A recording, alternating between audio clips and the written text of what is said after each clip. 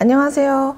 주제를 어떻게 넣어야 되는지 모르겠어요. 이런 질문을 수업하다 보면 많이 받아요. 주제를 넣는 방법은 너무 많습니다. 그래서 다른 뛰어난 작가나 감독님들이 어떻게 스토리에 주제를 넣는지 그걸 볼 줄 알아야 합니다. 저는 책이나 영화, 드라마 같은 걸 보면서 주제를 찾기까지가 한 1년 정도가 걸린 것 같아요. 입시생들이 어려워하는 게 당연합니다. 오늘 영상을 보시면 주제를 찾고 그 주제를 내 글에 어떻게 적용하는지를 아실 수 있을 거예요. 쉬운 것부터 갈게요. 첫째, 제목 보기입니다. 말하기도 민망할 정도로 쉽고 기초적인 이야기죠. 제목에서 힌트를 줄 때가 있어요. 영화 벌새라든지 기생충이라든지 그 예시입니다. 주인공을 동물 혹은 사물에 비유해서 이야기를 하기도 해요. 김보라 감독의 영화 벌새에서 나오는 주인공 은희는 어떤 인물인가요? 1994년에 14살 중학생 아이죠. 일단 이 아이는 오빠한테 가정폭력을 당하고요. 믿었던 친구에게 처음으로 배신을 당해봅니다. 고작 14살밖에 안 돼서 예쁨 받아야 할 이 아이가 닥친 현실은 크고 무거워요. 은희는 무력감을 느끼게 돼요. 세상에서 가장 작은 새, 벌새는 1초에 60번 정도 날갯짓을 해야 날 수 있다고 합니다. 은희는 곧 벌새예요. 이렇게 제목을 염두에 놓고 이야기를 보시면 좋을 것 같습니다. 둘째, 반복되는 단어 찾기입니다. 책에서는 반복되는 단어를 찾으시면 되고 영화에서는 주인공들이 말하는 대사라든지 아니면 미장센 같은 걸 보시면 돼요. 작가는요, 굳이 같은 단어를 반복해서 쓰지는 않아요. 그만큼 같은 단어를 썼다면 그것은 의도한 바가 있거나 아니면 강조하고 싶을 때 그런 방법을 많이 쓰거든요. 그래서 왜 이 단어를 썼을까를 생각하시면서 보시면 좋아요.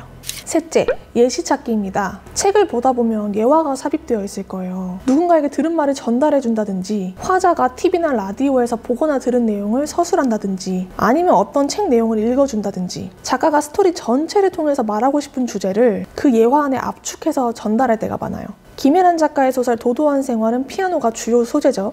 그런데 잠깐 삽입된 대화가 있어요. 언니가 요즘 계급을 나누는 건 치아라는 이야기를 해요. 결말에서는 빗물이 차오르는 반지 앞방에서 이 주인공이 치아와 비슷한 피아노를 연주합니다. 가난한 이 가족에게는 그 피아노가 계급의 상징이죠. 이런 게 제가 말한 예화입니다. 넷째, 반대되는 단어나 개념 찾기. 여기서부터 중요합니다. 예를 들면 A는 작은 유리컵을 보고 단순히 물이나 음료를 담는 컵이라고 생각을 해요. 그런데 이 A와 다른 생각을 가진 B라는 인물이 나와서 아니야, 그거는 그 물이나 단순히 그런 음료를 담는 컵이 아니라 이 세상을 담을 수 있는 그릇이야. 이렇게 이야기를 하는 거예요. 그럼 주인공은 생각을 하겠죠. 대체 이게 왜 그릇이라는 거야? 그런데 주인공이 발단부터 절정까지의 일련의 사건을 겪고 나서 마침내 그 컵에 비친 세상을 봐요. 그러면서 깨닫는 거예요. 아, 이것은 단순히 물이나 음료를 담는 컵이 아니라 큰 세상을 담는 큰 그릇이구나. 이게 작가가 말하고 싶은 거거든요. 이 방식을 인물과도 연결해서 짜볼 수 있습니다. 한번 짜볼까요? 일단은 유리컵과 관련된 직업을 골라볼게요. A는 유리컵을 판매해서 학원비를 벌려고 하는 입시생이에요. 나는 사람들의 비위나 맞춰주면서 사람들이 빛나게 해주는 그런 별거 아닌 사람이구나, 이렇게 인식을 해요. 그런데 어느 날 B라는 특별한 손님을 만나서 그 손님과 함께 세상을 탐험합니다. 그러면서 시야가 바뀌어요. 내가 무엇을 하든 무엇을 보든 그걸 다 글로 적어 놓는 거예요. 그리고 이 글이 대박이 나면서 내 글을 통해서 세상이 비춰지고 남에게도 그 세상을 보여줄 수 있는 사람인 거예요. 그러면서 입시에도 합격합니다. 아, 나는 작은 그릇인 줄 알았는데 세상을 담을 수 있는 큰 그릇이구나 깨닫는 거죠. 플롯은 이렇게 쌓아가는 겁니다.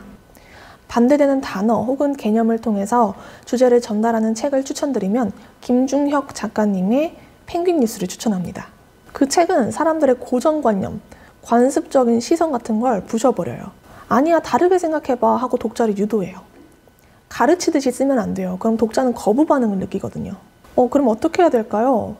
책으로 따지면 독자, 영화로 따지면 관객, 그리고 방송으로 따지면 시청자, 이걸 통틀어서 그냥 수용자라고 했을 때 수용자는 주인공이 보고 느끼는 걸 똑같이 보고 느끼거든요. 먼저 주인공에게 녹아들게 해야 돼요. 그럴 때 주인공이 생각이 변하면 수용자도 자연스럽게 생각이 변합니다.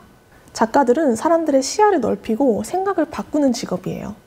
다섯째, 절정에서 결말부의 이상한 지점 찾기. 앞서 말한 네 번째 방법과 연결되는데요. 책은 절정과 결말 사이에 꼭 이상한 지점을 숨겨놔요. 책을 읽다 보면 어떤 문장이 걸리적거릴 때가 있어요. 왜 이렇게 서술을 했지? 그런 문장이요.